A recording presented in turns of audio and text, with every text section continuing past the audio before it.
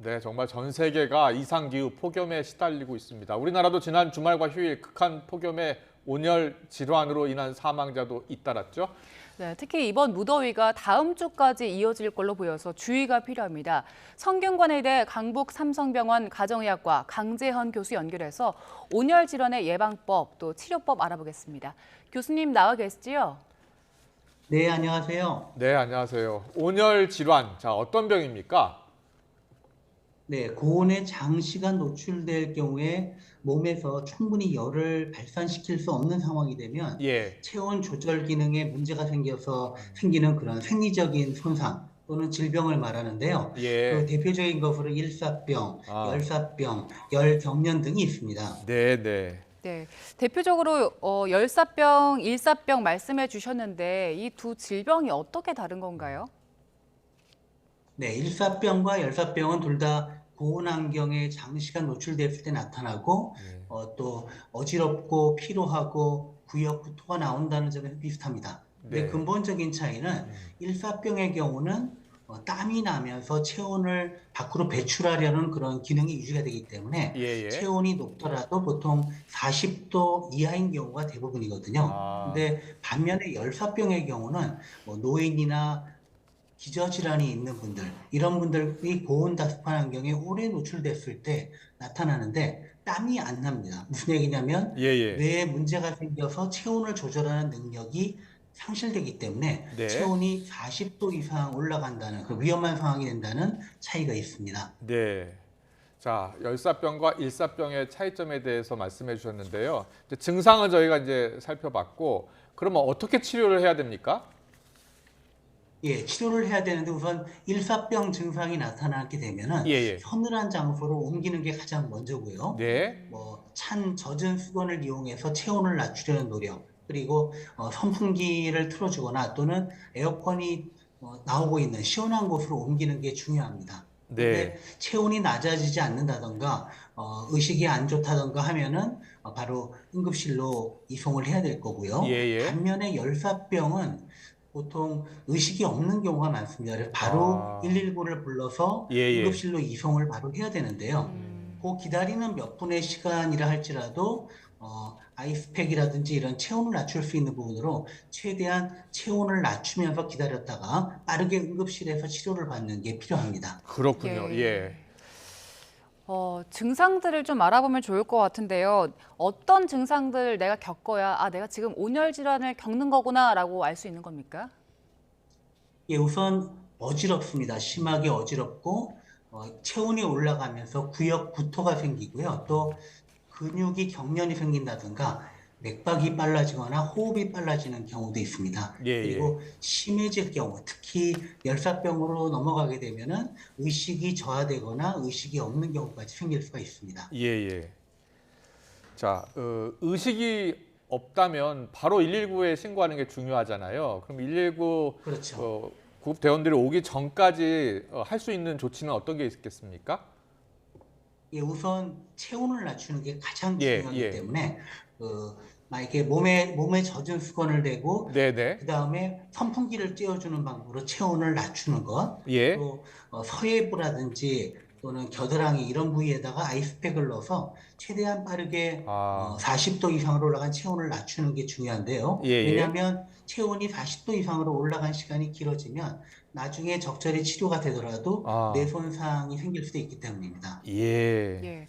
그 이제 외부적인 방법으로 체온 낮추는 법을 알려주셨는데 시원한 물을 먹는 것도 도움이 될지 궁금한데요. 갑자기 그 덥다가 시원한 물 먹으면 이렇게 어지럽기도 하잖아요. 그런 증상들은 괜찮습니까? 예, 우선 그 의식이 잃고 사실은 아직은 일사병 단계라고 생각이 될 때는 시원한 물을 충분히 마시는 것도 도움이 되고요. 네. 근데 사실은 땀을 많이 흘리게 되면 물만 소실되는 게 아니라 몸의 전해질도 같이 소실이 되거든요. 예, 그래서 예. 이런 경우는 그냥 생수뿐만 아니라 이온 음료를 같이 마시게 되면 도움이 될 수도 있습니다. 네. 예. 어르신들 경우에 이제 혼자 지내는 분들도 많으시잖아요. 근데 이럴 네, 때 그렇죠. 혼자 계실 때 어떤 조치를 취할 수 있겠습니까? 119에 신고하는 거 빼고요. 사실은 최대한 이 너무 더울 때는 네. 혼자 계시지 않도록 하는 게 가장 좋은데요. 예. 상황이 쉽지 않을 경우에는 같은 어르신이라 할지라도 한 분 이상이 같이 계시면 도움이 돼요. 예. 그래서 피치 못할 이유로 덥지만 잠깐 나갈 경우에라도 혼자 나가시는 것보다는 아. 한 분 이상의 다른 분과 같이 나가게 되면 도움이 될 거고요. 예예. 크게 문제가 되기 전이라도 어지러움을 느낀다든가 어. 두통을 느끼신다면 바로 쉬시고 또 의료기관을 방문해서 진찰이나 검사를 받아보시는 게 좋겠습니다. 그 예. 가족분들이나 아니면 주변 이웃분들이 계속 전화로 확인도 하고 그게 좋겠네요. 예, 그렇습니다. 특히 댁에 계시더라도 계신 댁이 에어컨이 설치가 안 돼 있거나 또는 여러 가지 사정으로 많이 더운 위치에 있다면은 예. 특히 자주 연락을 해보시는 게 좋겠고요. 예. 요새는 지자체마다 너무 더울 때 쉼터가 있거든요. 그래서 좀 시원한 곳으로 옮겨 계시는 것도 방법이겠습니다. 예. 네. 사실 젊은 건강한 사람들은 이 온열 질환을 크게 뭐 이렇게 치명적으로 생각하지 않는데 보니까 치사율이 굉장히 높은 병이더라고요. 합병증도 있다면서요? 예, 그렇습니다. 특히 온열 질환 중에서 열사병이 생겼을 경우에 오래 지속이 되면은 우선 뇌 손상이 나타날 수도 있고 예. 심장을 비롯한 여러 장기에 나중에 회복이 어려운 손상이 올 수도 있고요. 네네. 심한 경우 또 근육이 분해돼서 문제가 되는 근육의 분해 문제들까지 같이 생겨서 빨리 조치해야 나중에 후유증, 합병증을 막을 수가 있겠습니다. 네. 그런데 이제 불가피하게 야외 활동을 할 수밖에 없는 그런 분들도 있잖아요. 어떤 점을 그렇죠. 주의해야 할까요? 만약에 가능하다면 가장 더운 12시에서 5시 사이는 피해서 오전이나 또는 저녁에 나가서 어떤 일을 보시는 게 가장 좋고요. 예. 피치 못할 경우에는 수시로 시원한 물을 마시면서 특히 갈증이 느껴지는 상황이 오지 않도록 하는 게 중요하고요. 또 복장도 중요한데 통풍이 잘 되는 옷을 입도록 하고 그다음에 꼭 모자나 선글라스까지 보호를 해가지고 외부의 그런 고온이나 따가운 햇볕이 몸에 문제를 일으키지 않도록 해야 되겠습니다. 그리고 네. 마지막으로 밖에서 다니거나 일을 할 때도 중간중간에 그늘이나 서늘한 곳에서 잠깐 쉬었다가 다시 이동하는 방법이 좋겠습니다. 예, 네. 예. 이번 주 내내 계속 덥더라고요. 그래서 이런 온열 질환 예방하고 또 평소에 내 건강을 지키려면 중요하게 챙겨야 할 것도 어떤 게 있을까요?